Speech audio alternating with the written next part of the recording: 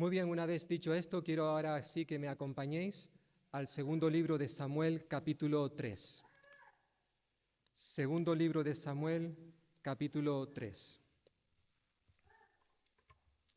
En esta mañana vamos a estar viendo tanto el capítulo 3 como el capítulo 4. Lo anunciábamos la semana pasada. No lo vamos a leer los dos capítulos enteros. Yo espero que sí lo hayas hecho tú en tu casa y si no lo puedes hacer luego más tarde. Pero vamos a leer solamente del capítulo 3 los primeros 21 versículos. Y dice así la palabra del Señor. Hubo una larga guerra entre la casa de Saúl y la casa de David, pero David se iba fortaleciendo mientras que la casa de Saúl se iba debilitando. A David le nacieron hijos en Hebrón. Su primogénito fue Amnón de Ainoam, la jezreelita. Su segundo hijo fue Keliat de Abigail, la mujer de Nabal, el de Carmel. El tercero, Absalón, hijo de Maaca, hija de Talmai, rey de Gesur. El cuarto, Adonías, hijo de Agit. El quinto, Cefatías, hijo de Abital. El sexto, Itream, de Egla, mujer de David. Estos le nacieron a David en Hebrón. Como había guerra entre la casa de Saúl y la de David, aconteció que Abner se fortalecía cada vez más en la casa de Saúl. Había tenido Saúl una concubina llamada Rispa, hija de Aja, Isboset dijo a Abner: ¿por qué te has llegado, es decir, por qué has tenido relaciones sexuales con la concubina de mi padre? Abner se enojó mucho por las palabras de Isboset y le dijo: ¿acaso soy un perro al servicio de Judá? Hasta hoy he tenido misericordia con la casa de Saúl, tu padre, con tus hermanos y con tus amigos, y no te he entregado en manos de David. ¿Y ahora tú me acusas de haber pecado con esta mujer? Traiga Dios sobre Abner el peor de los castigos si no hago como Jehová ha jurado a David, que trasladará el reino de la casa de Saúl y que confirmará el trono de David sobre Israel y sobre Judá, desde Dan hasta Berseba. Isboset no fue capaz de responder una palabra a Abner, porque le temía. Entonces envió Abner mensajeros a David para que de su parte le dijeran: ¿de quién es la tierra? Y también: haz pacto conmigo y mi mano estará contigo para que vuelva a ti todo Israel. David respondió: bien, haré pacto contigo, pero una cosa te pido: no te presentes ante mí sin que primero traigas a Mical, la hija de Saúl, cuando vengas a verme. Después de esto envió David mensajeros a Isboset, hijo de Saúl, diciendo: restitúyeme a Mical, mi mujer, la cual desposé por 100 prepucios de filisteos. Entonces Isboset mandó a quitársela a su marido, Patiel, hijo de Laís. Su marido fue con ella, siguiéndola y llorando hasta Baurín. Pero Abner le dijo: anda, vuélvete. Y él se volvió. Entonces habló Abner con los ancianos de Israel y les dijo: ya hace tiempo que procurabais que David fuera vuestro rey. Ahora pues, hacedlo, porque Jehová ha dicho a David: por medio de mi siervo David libraré a mi pueblo Israel de manos de los filisteos y de manos de todos sus enemigos. Habló también Abner a los hijos de Benjamín. Luego fue Abrón a decirle a David todo lo que parecía bien a los de Israel y a toda la casa de Benjamín. Abner, acompañado de 20 hombres, llegó a donde estaba David en Hebrón, y David le ofreció un banquete a Abner y a los que con él habían venido. Abner dijo a David: Me levantaré e iré a reunir a todo Israel junto a mi Señor, el Rey. Harán un pacto contigo y reinarás como lo desea tu corazón.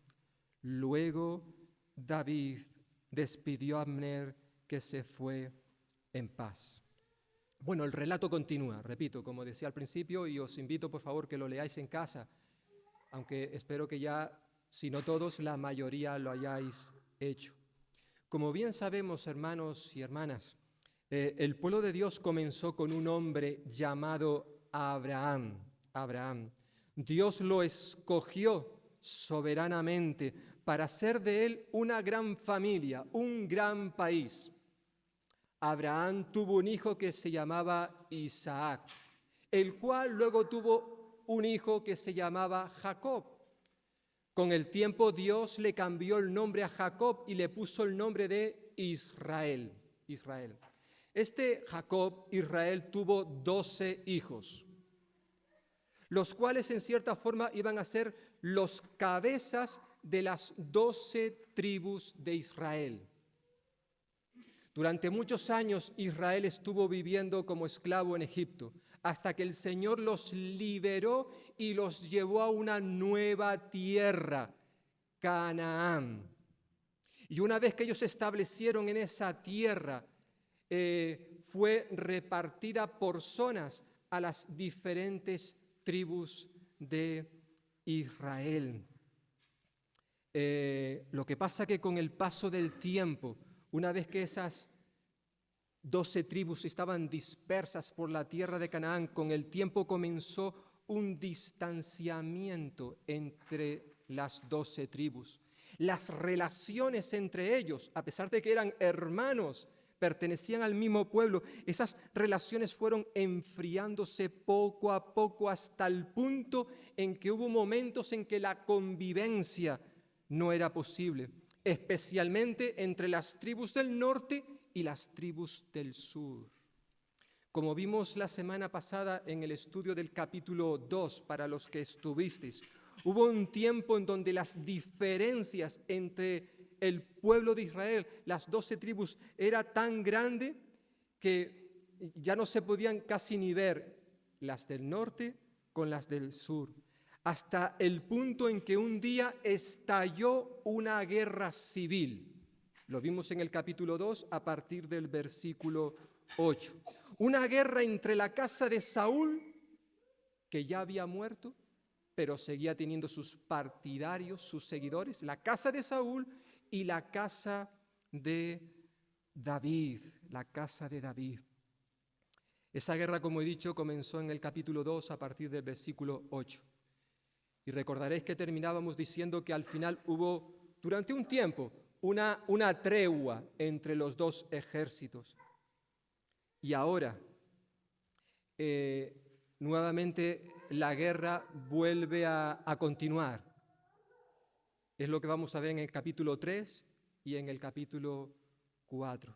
En cierta forma, estos 3 capítulos, el 2, el 3 y el 4, el autor de este relato lo resume todo este periodo de guerra civil en un solo versículo.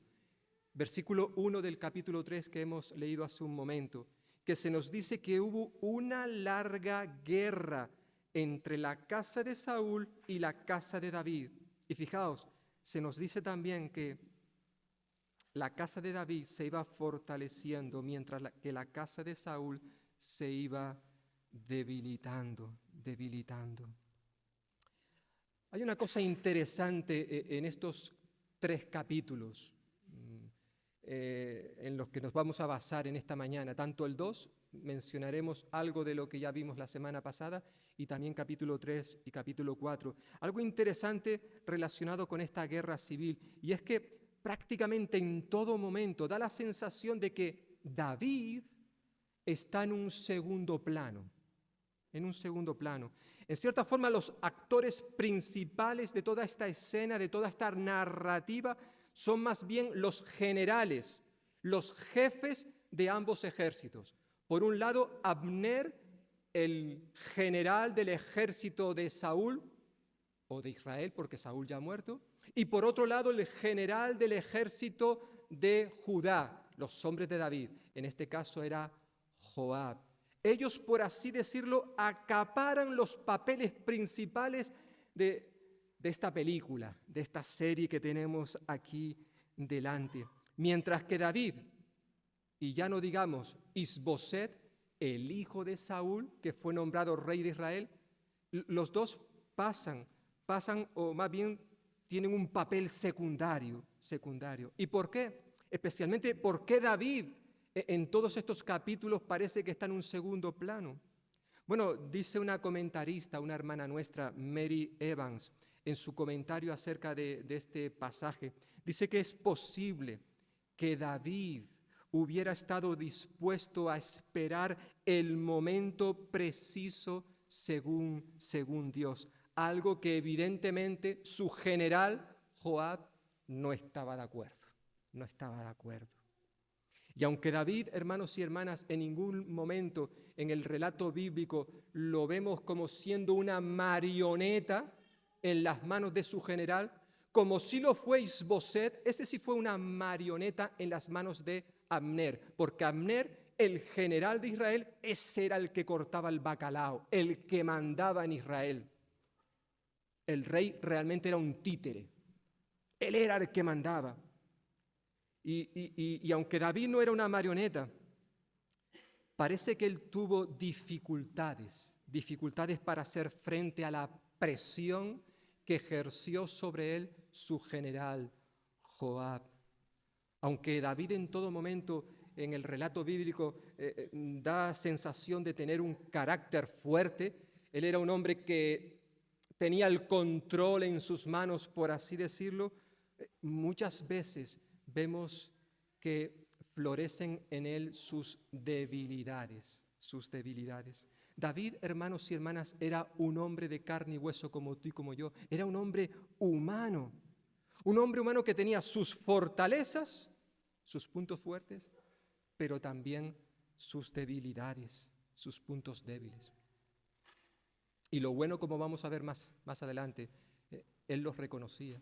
Y en cierta forma esto nos recuerda a todos nosotros que tú y yo también tenemos nuestros puntos fuertes y nuestros puntos débiles. Y es bueno que los conozcamos, porque el conocerlos nos va a ayudar muchísimo en nuestra vida como cristianos. Y sobre todo para ser sabios a la hora de poder enfrentarnos al enemigo, porque hermanos y hermanos, el enemigo nuestro, es decir, el diablo, él conoce cuáles son tus áreas débiles y siempre va a intentar meterse por ahí para hacernos tropezar. Él los conoce. Ya no sé si tú conoces o yo conozco mis puntos débiles. Probablemente sí.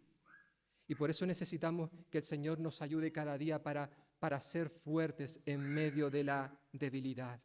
Como he dicho aquí, en cierta forma David parece tener un papel secundario. Parece como que la cámara, el objetivo de la cámara se enfoca en otras personas. Y vamos a ver a 4 personajes en este relato bíblico y comentar algunas cositas de ellos. En primer lugar, a partir del versículo 6 al 11, por así decirlo, el protagonista es Isboset, el rey de Israel. Como ya se nos ha dicho en el versículo 1, mientras que la casa de David se iba fortaleciendo, la de Saúl se iba debilitando. Y este debilitamiento no vino como consecuencia de la guerra civil en sí misma, no, sino más bien vino como consecuencia de la división que hubo interna dentro de Israel. Hubo un choque frontal entre el rey y el general del ejército, Abner. ¿Por qué? Porque Isboset le acusó de haber tenido relaciones sexuales con una de las concubinas de su padre Saúl, que como él ya estaba muerto, ahora esa concubina era propiedad del nuevo rey, de Isboset. Y esto que para ti, para mí quizás no tenga mucha importancia, en aquella cultura sí la tenía. Porque si esto fue verdad, el texto no nos dice si fue verdad o fue mentira, probablemente fuera la acusación cierta, tenía fundamento. Si Abner se acostó con una de las concubinas, era una forma de transmitir, de decir que él tenía pretensiones de acceder al trono. Eso era lo que estaba diciendo aquí el texto. Y evidentemente el rey Is-Boseth dijo, no, de eso nada. Oye, ¿qué haces tú haciendo un acto como este? Luego a partir del versículo 12-21, pero sobre todo en esto que ya hemos leído, obviamente Abner se enojó mucho. Dio como un golpe sobre la mesa. ¿Cómo es que tú me tratas a mí como un perro?, le dijo el general a su rey. Allí se provocó una fuerte tensión entre ambos. Y aquella acusación del rey hacia su general hizo que Abner tomase la decisión de pasarse al otro bando. Le dijo a su rey, ¿con que tú me hablas así? ¿Con que tú me tratas a mí de esa manera después de todo lo que yo he hecho? Cuando yo he tenido misericordia de ti, te he puesto como rey y tú me hablas de esa manera. Pues ahora, para que lo sepas, me voy con David. Me voy con David, ya no te junto, como los niños pequeños. Ahora voy a hacer campaña a favor de David para que él termine reinando sobre todo Israel. Por tanto, a partir del versículo 12 al 21 vemos cómo Abner envió unos mensajeros a David para ofrecerle un pacto, una alianza entre los dos, que la guerra civil se acabara. Y David, hemos leído que estuvo dispuesto, abierto a dicha alianza, eso sí, con una condición, le dijo al general de Israel. La condición es que me traigáis de nuevo a Mical. Mical era la hija de Saúl, que el rey le había dado como esposa a David. Y David, cuando huyó, esto lo vimos ya en su momento, cuando huyó para salvar su vida del rey Saúl, se fue y dejó su esposa allí, no se la llevó consigo. Y ahora David dice, vale, vamos a hacer un pacto, pero quiero que me devuelvan a mi esposa. Y quizás esta petición puede llevarnos a pensar que David seguía, aunque el texto nunca nos dice que él amó a Mical, sí lo dice al revés, que Mical amaba a David, pero nunca la Biblia nos dice que él amaba a su mujer. Y esto que puede parecer o darnos la sensación de que él lo hacía por amor, tenemos que decir que muy probablemente, el propósito que había detrás de esta demanda, de esta petición, no tenía que ver nada con el amor, sino más bien fue aquello una estrategia política, para David recuperar a su esposa, Mical, la hija del que fuera rey de Israel. En cierta forma, eso le llevaría a ser nuevamente el yerno de Saúl, lo que le haría más fácil el camino para acceder al trono de manera legal,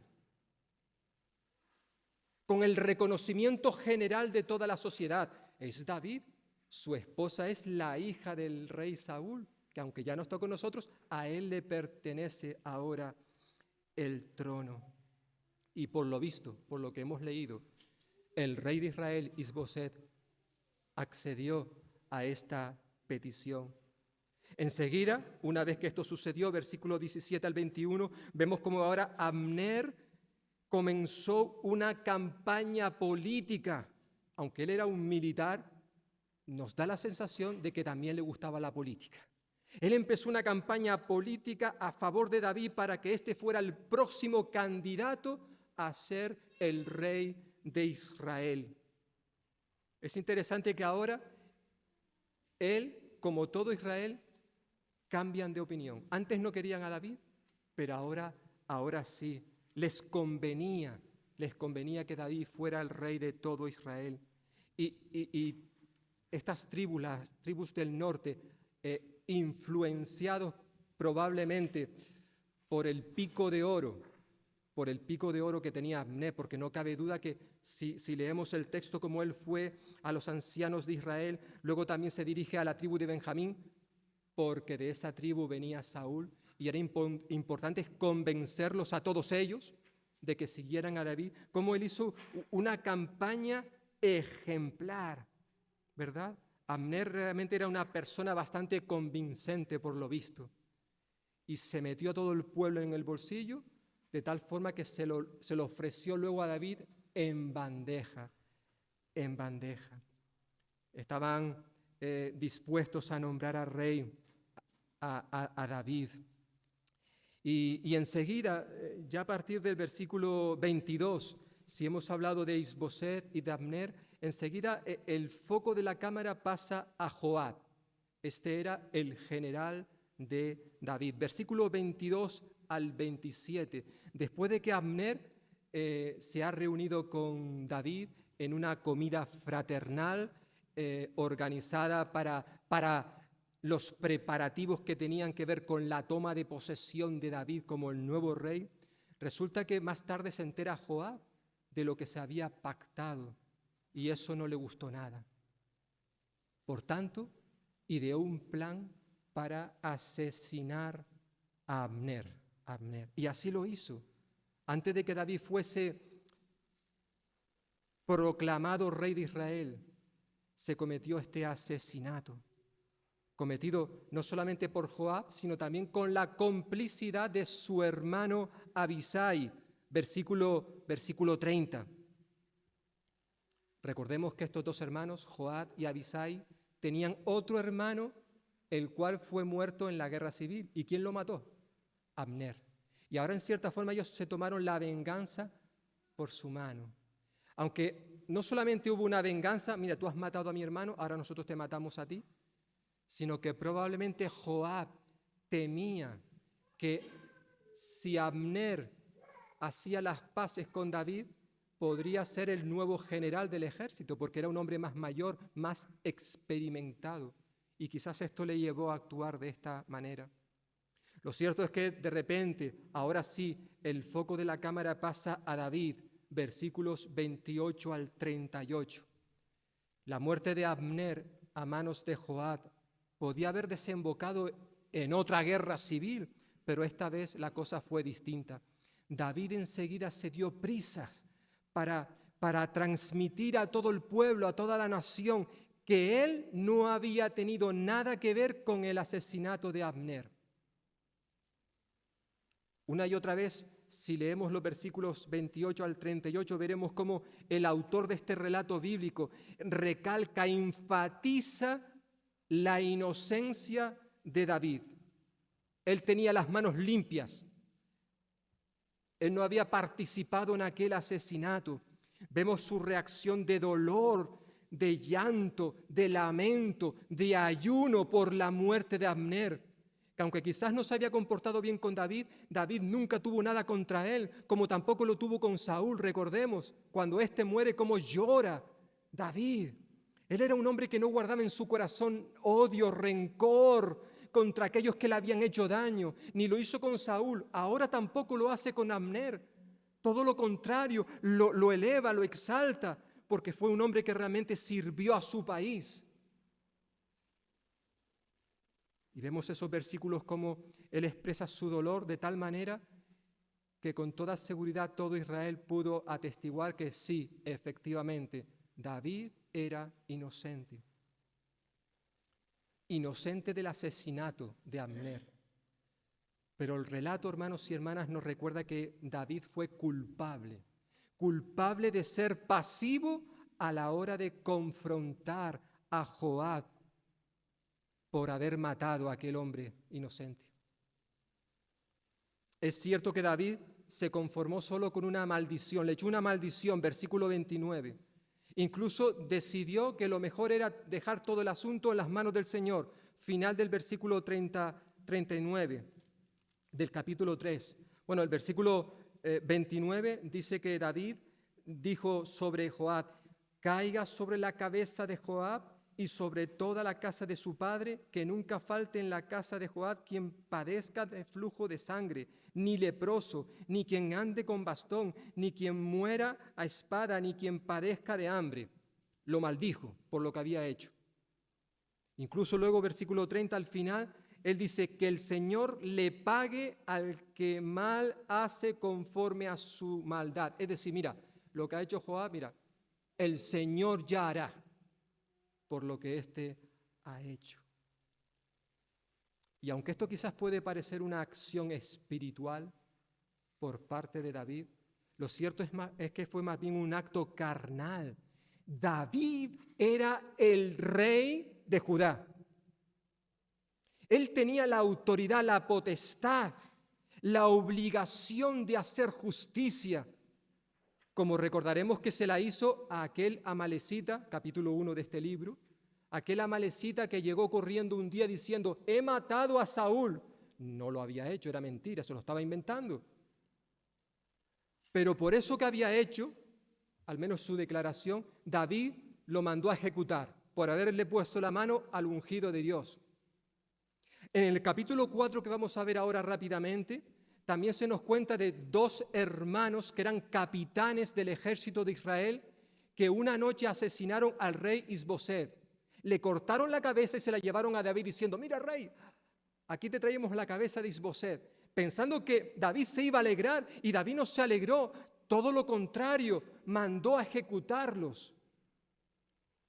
Sin embargo, ahora con Joab no actuó de esta manera. Es decir, David estaba haciendo distinción de personas, tratando a unos de una manera y a otros tratándolos de otra. Tristemente, esta falta de equidad, de igualdad por parte de David, esta falta de valor, le traería graves consecuencias a lo largo de su vida. Este pasaje nos recuerda, entre otras cosas, el peligro de hacer distinción de personas. Tratar a unos de una manera y a otros de otra. Ya Santiago en su carta lo advertía. Hermanos, si alguien entra en la iglesia y por ser una persona que evidentemente está adinerada, lo tratamos de una manera, pero luego viene otro que no tiene un duro en su bolsillo y lo tratamos de otra manera, no estamos actuando correctamente. Delante de Dios, esta actitud, este comportamiento es un pecado. En cierta forma, David estaba haciendo esto, teniendo favoritismo. Quizás por temor, como básicamente él dice al final de este capítulo 3, pero el temor no era una excusa para dejar de cumplir con su responsabilidad. Muchas veces tú y yo, por temor a tener que confrontar a un hermano, a una hermana, que estamos viendo de manera clara que no están comportándose de manera correcta. Vemos actitudes en su vida que son contrarios a la palabra de Dios y lo sabemos y nos duele. Pero por temor, por miedo a que se vayan a enfadar con nosotros, no les decimos nada. O quizás se lo dejamos al pastor y al liderazgo de la iglesia, que sean ellos. Pero eso no es lo que enseña la Biblia. La palabra de Dios de manera clara dice que si tu hermano peca contra ti, porque esa persona que se está comportando de esa manera está pecando contra ti, si tu hermano peca contra ti, ve quién, tú. Ve y habla con tu hermano. Confróntale. No vayas al pastor, mira, pastor, que haz esto. No. Sé tú quien confronta a esa persona. Pero a veces el temor, el miedo, para evitar problemas, conflictos, pues nos callamos. Miramos para otro lado. No queremos saber nada del tema. Qué triste, ¿verdad? Que a veces tú y yo hagamos esto. En cierta forma, esto es lo que estaba haciendo el rey David. Aunque lo bueno de este relato, versículo 39 al final, el versículo completo, ¿no? David sabía que estaba obrando mal. Por eso él, en este versículo, confiesa su debilidad y su incapacidad para confrontar y disciplinar a Joab y a su hermano Abisai, los hijos de Sarbia. Versículo 39. A lo largo del relato bíblico podemos ver que David, sí, era un hombre de carne y de hueso, a veces evidenciaba una fortaleza ejemplar, una fortaleza sólida, pero también a veces mostraba grandes debilidades. Pero podemos aprender de él, hermanos y hermanas, es que él no excusó sus debilidades. Él no trató de esconder esos pecados, esos puntos débiles que había en su vida, sino que los reconocía y los confesaba delante del Señor. Él dice, aunque yo soy el ungido del Rey, me siento débil hoy debido a estos dos elementos, Joab y Abisai. Él supo reconocer, como he dicho, sus debilidades. Y yo me pregunto si tú y yo hacemos también lo mismo, hermanos y hermanas. Porque todos nosotros, al igual que David, como he dicho hace un ratito, todos nosotros tenemos áreas fuertes en nuestra vida y áreas débiles. Y es necesario que en vez de esconder estas cosas, las podamos confesar, las podamos reconocer. Y esto no solamente lo vemos en David en este relato, sino si examinamos la vida de otros personajes bíblicos como Moisés, o como Jeremías, Isaías, Pedro o Pablo, fueron personas que aunque ellos en momentos puntuales se consideraron incapaces de cumplir con la misión que Dios le había encomendado, ellos sin embargo se supieron someter al Señor. Ellos pudieron dejar a Dios obrar en su vida y cuando esto ocurrió, el Señor mostró su poder en medio de la debilidad. Porque como le diría Dios al apóstol Pablo, mi poder se perfecciona en la debilidad. Es cuando reconocemos, hermanos y hermanas, nuestras debilidades, nuestras incapacidades delante de Dios, cuando Él luego puede obrar en tu vida y en mi vida. Dios sabe que tú y yo no somos perfectos. Lo sabe.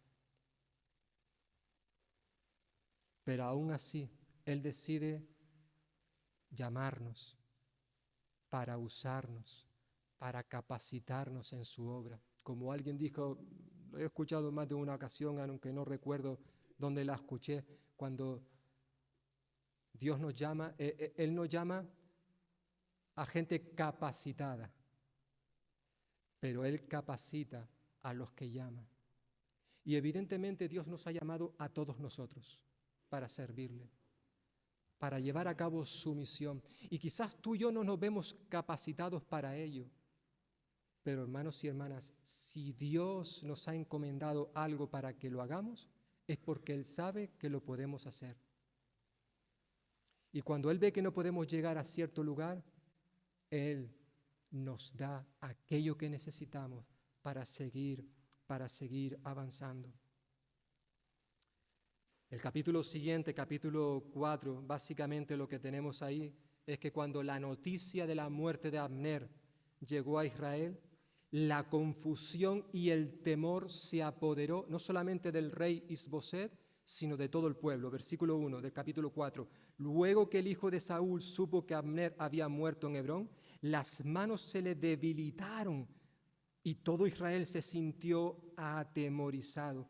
Y esta situación de desconcierto fue aprovechado, como dije antes, por dos hermanos, capitanes del ejército de Isboset, los cuales en medio de aquel debilitamiento, donde la gente estaba ya bajando los brazos, bajando la guardia, ellos aprovecharon una noche para meterse en la casa del rey y asesinarlo mientras dormía.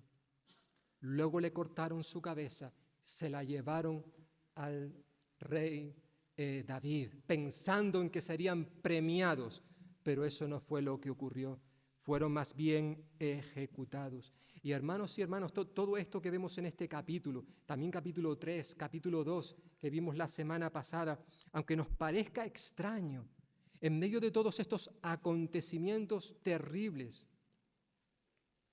Dios estaba obrando. Dios estaba llevando a cabo sus planes, sus propósitos. A pesar de aquel desastre interno que había en Israel, Dios seguía al control.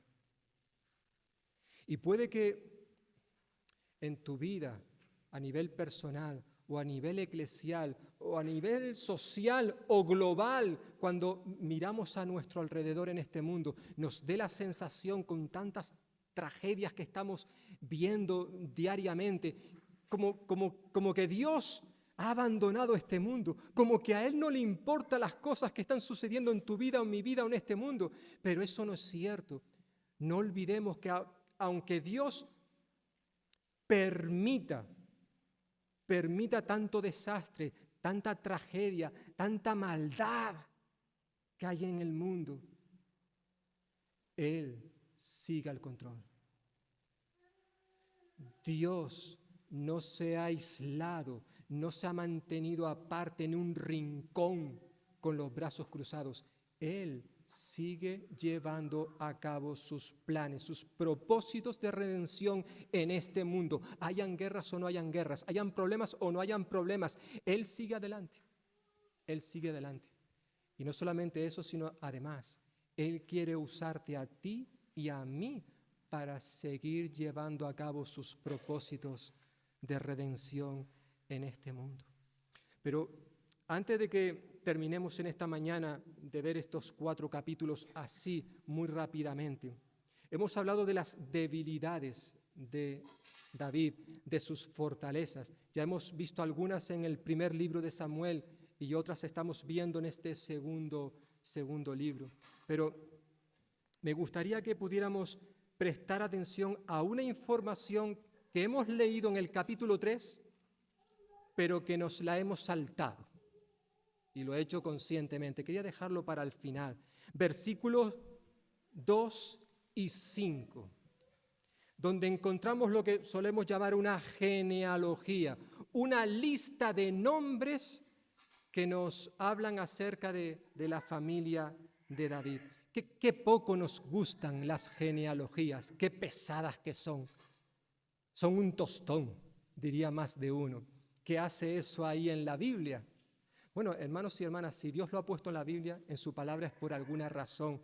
Y también, como diría el apóstol Pablo, estos pasajes, toda la Escritura, todo lo que hay en ella, es útil para enseñarnos, para corregirnos, para instruirnos, para redarguirnos, con el propósito de que el hombre, la mujer, tú y yo, estemos perfectamente preparados para llevar la obra del Señor. Esta genealogía, aunque no lo parezca, lo cierto es que nos proporciona información muy valiosa, en este caso, para conocer ciertos datos de la familia de David. Y más concretamente nos permite conocer qué clase de esposo y de padre era David. Recordaréis que cuando leímos el capítulo 2 la semana pasada, capítulo 2, versículo 2, se nos dijo que cuando David fue a Hebrón para ser nombrado como rey, él llegó con sus 2 esposas. Ahora se nos informa en esta genealogía, capítulo 3, versículos 2 al 5, se nos informa que durante el tiempo que David vivió en Hebrón, recordaréis que fueron 7 años y medio, capítulo 2, versículo 11, se nos dice, 7 años y medio. Durante esos años, David tuvo 6 hijos. El primero se llamaba Amnón, el segundo, aparecen ahí cada uno de los nombres, hasta el 6º. Pero si leemos atentamente este relato, veremos que esos 6 hijos los tuvo David de 6 esposas diferentes. Es decir, a las 2 esposas que se trajo a Hebrón, hay que añadirle 4 más que tuvo durante esos 7 años y medio en Hebrón. Pero no solamente eso, sino en el próximo capítulo 5 que veremos en el siguiente estudio, si vamos al capítulo 5, se nos recordará que David no solamente tuvo 6 hijos con 6 mujeres diferentes, sino que además tuvo muchos más hijos y mujeres cuando subió luego a Hebrón para ser nombrado rey. además de las concubinas, que eran esclavas que servían para tener herederos. Eso básicamente eran las concubinas, ¿verdad? Él tuvo también mujeres y concubinas. Dice capítulo 5, versículo 13, David tomó más concubinas y mujeres de Jerusalén después que vino de Hebrón, y le nacieron más hijos e hijas. Estos son los nombres, y ahí se nos dan los nombres. Y luego en el libro de Crónicas, si vamos un momentito por favor al primer libro de Crónicas, capítulo 3. Primer libro de Crónicas, capítulo 3, los versículos del 1 al 9, se nos vuelve a dar la misma información, pero se añade algunas cosas más.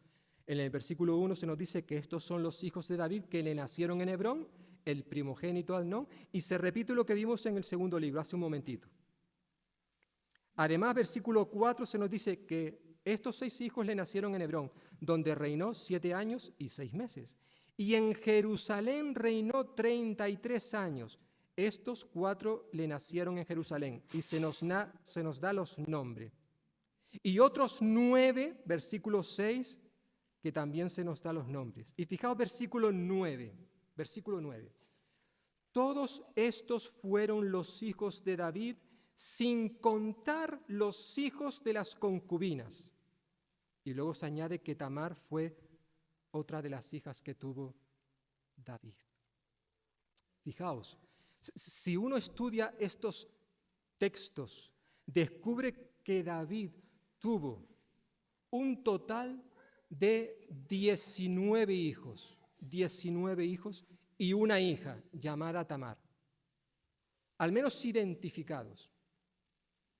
Y esto, como hemos leído ahora en Primera de Crónicas 3:9, y esto sin contar los hijos de las concubinas, que no están identificados en la Biblia. ¿Qué nos está diciendo el texto, hermanos y hermanas? ¿Qué propósito tiene esto para que en esta mañana podamos pararnos y leerlos y estudiarlos? Bueno, podemos llegar a muchas conclusiones. Me gustaría llegar solamente a una o ver una en esta mañana.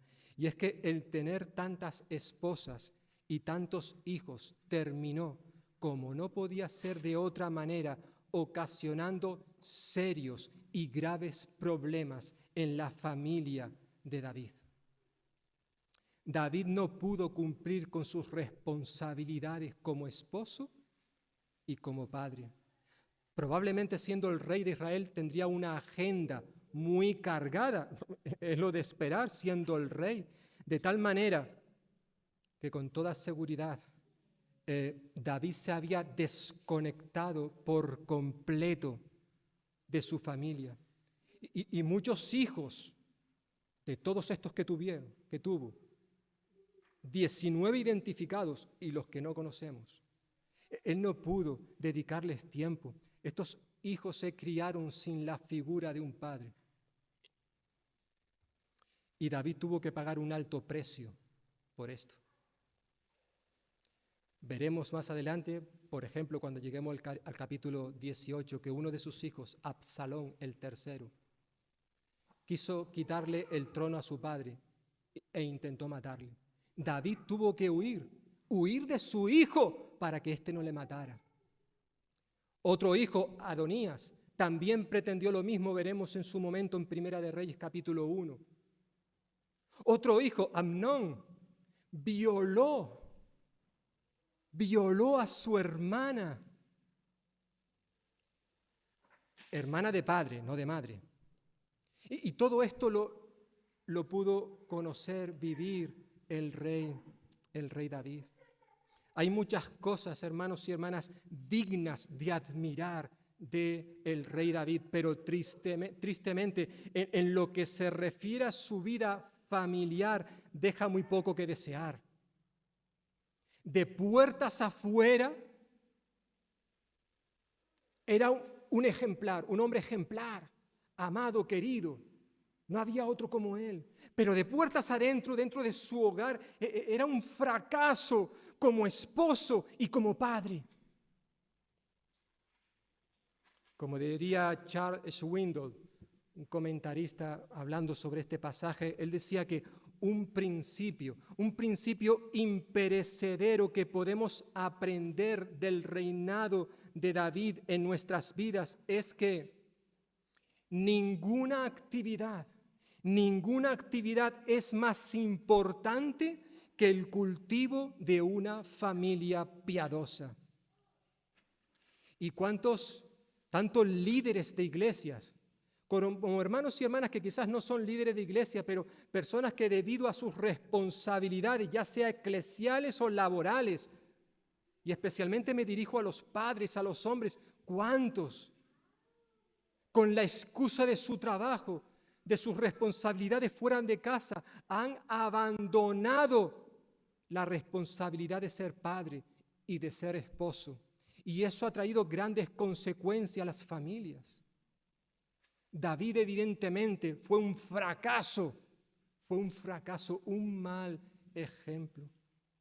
Las muchas esposas y concubinas que tuvo David nos muestra hasta qué punto David se involucró en alianzas matrimoniales con naciones extranjeras. Algunas de estas esposas, como hemos leído, eran hijas del rey de otro lugar. Esto era algo normal, común en el cercano Oriente. Sabemos que la práctica de la poligamia, es decir, tener más de una esposa, era algo normal en aquella cultura, en aquellos tiempos, especialmente dentro de la monarquía.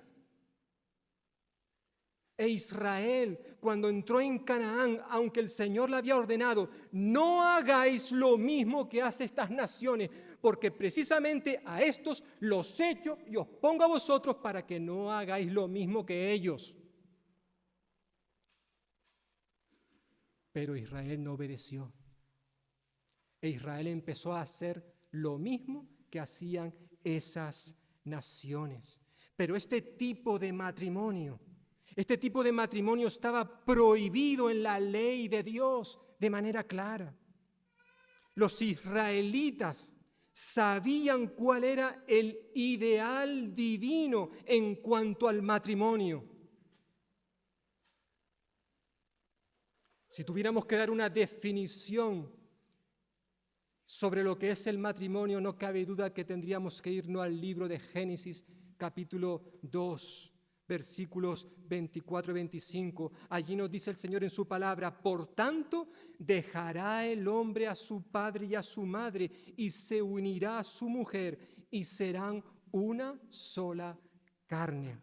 Una sola carne. De este texto, Génesis capítulo 2, se desprende que Dios establece el matrimonio como la relación correcta entre un hombre y una mujer, su esposa.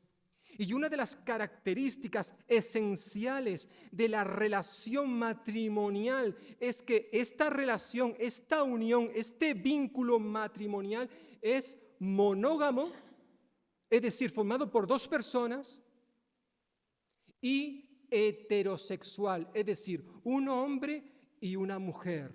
Por tanto, dice la Escritura, dejará el hombre a su padre y a su madre, y se unirá a su mujer. Los dos formarán una unidad, un hombre y una mujer. Y es interesante que muchos años después, el Señor Jesús, el Hijo de Dios, cuando fue interrogado por los líderes religiosos en cuanto si estaba permitido o no divorciarse, Jesús, allí en Mateo capítulo 19, versículo 4, les dijo: ¿no habéis leído que el que los hizo al principio, hombre y mujer los hizo? Y dijo: por esto el hombre dejará padre y madre y se unirá a su mujer, y los dos serán una sola carne. Una sola carne.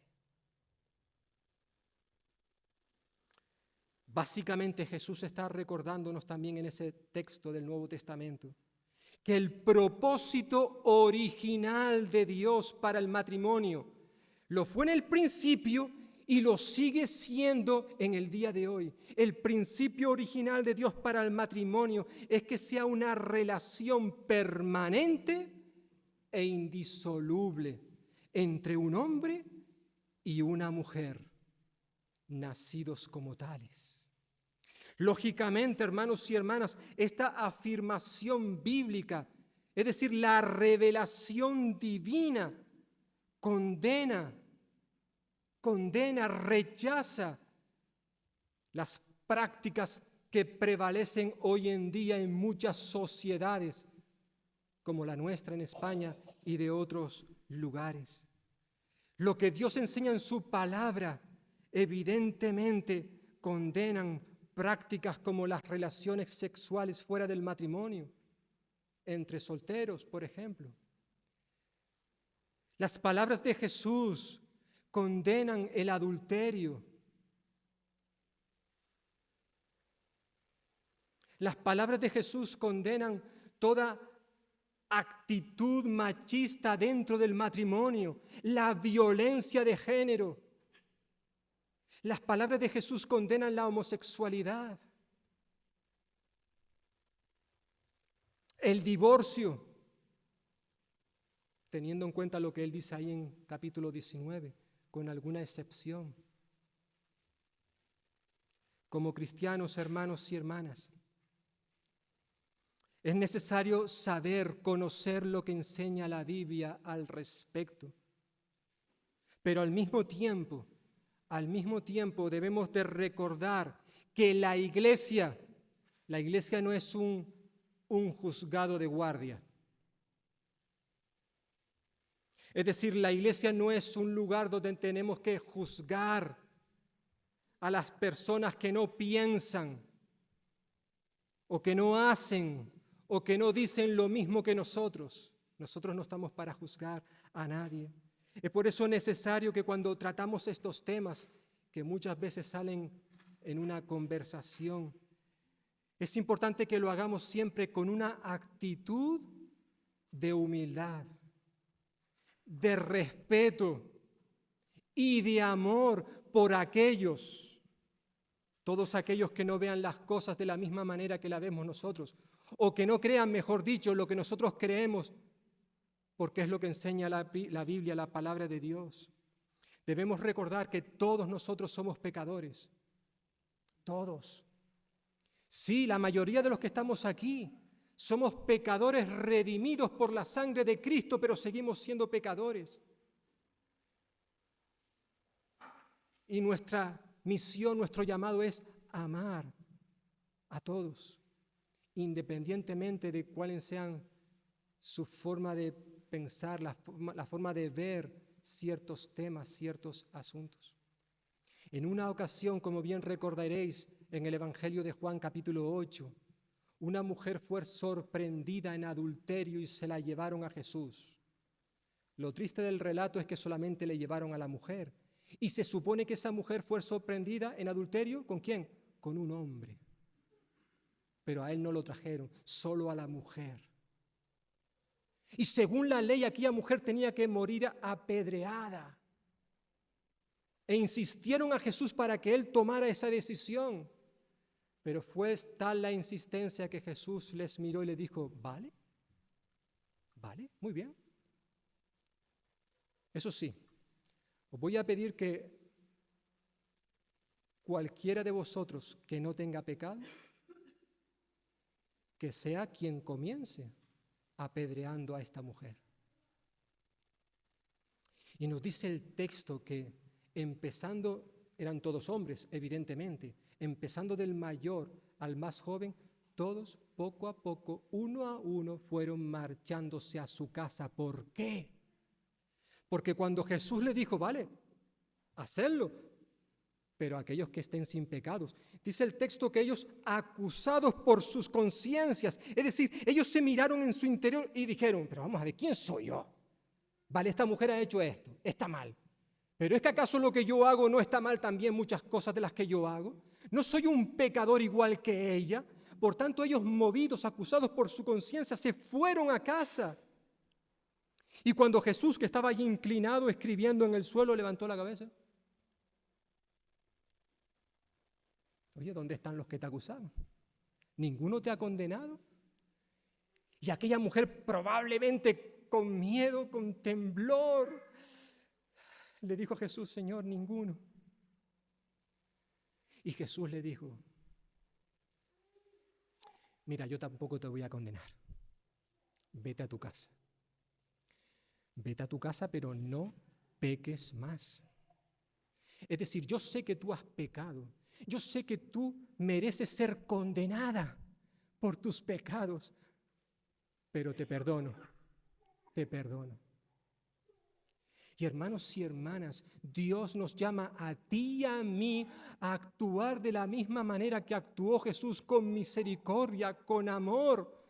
Incluso hacia esas personas que vemos que hacen cosas que nos parecen muy mal, terribles, y decimos que se merecen ser condenados. Ya, pero es que todos nos merecemos ser condenados, todos merecemos la muerte, porque la paga del pecado es la muerte. Y si no somos condenados es por la gracia de Dios, la cual también se ha derramado sobre esas personas que viven de espaldas a Dios, a los cuales Dios ama y a los cuales Dios nos ha puesto delante para que oremos por ellos, para que les amemos y para que los presentemos ante el trono de la gracia, para que en la misericordia de Dios muchos puedan venir a sus pies. Cristo murió por ellos y nosotros tenemos que amarles. No ser tolerante, como dicen algunos. Jesús no fue tolerante. Jesús no toleraba lo que aquella mujer había hecho. Pero aunque no lo toleró, la perdonó. La perdonó. Como hizo contigo y conmigo. Que quizás no hemos hecho lo mismo que ella. ¿O sí? Y Él nos ha perdonado. Que el Señor bendiga su palabra, hermanos y hermanas, en nuestras vidas, para que en esta mañana, si el Señor te ha hablado a ti y a mí, que podamos decirle, Señor, yo quiero cambiar. Yo quiero que esto que tú me has dicho en esta hora sea aplicado a mi vida. Amén.